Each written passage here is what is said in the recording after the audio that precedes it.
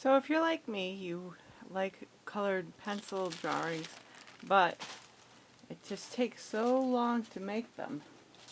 So I was thinking to myself, what could I do so it didn't take so long to make them? This is an underpainting that I created with watercolor crayons. You can do the same thing with watercolor or pastels, but if you do an underpainting with colored pencils, it helps so that you're not taking a million years to fill the tooth of the paper.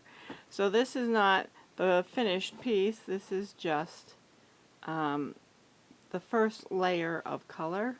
Some people will do just a plain background of like a certain color like blue or yellow, or you could do a semi-detailed but simplified version of what you want to paint as the underpainting and then add layers on top.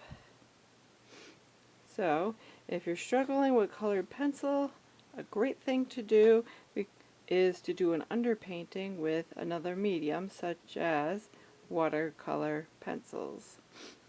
I'm going to show you how I do it really quickly.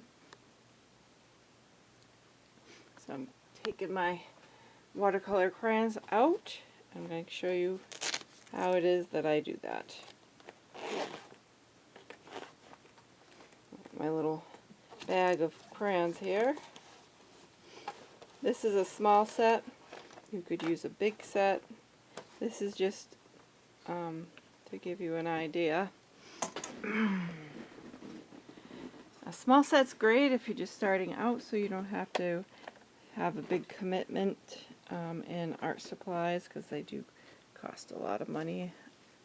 So what I do is, when I'm starting an underpainting for a colored pencil work, is I grab my watercolor crayons and say I'm painting like a yellow flower or something.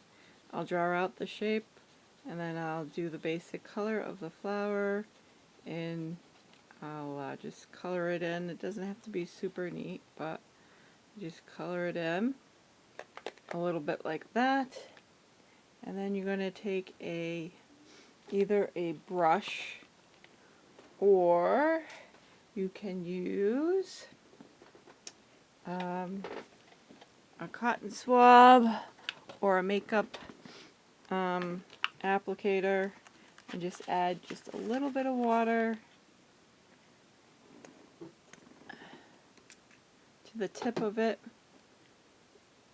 I don't use a lot of water. You can use a lot of water, but I don't. And then you just use that applicator to blend in your colors. And it takes a lot less time than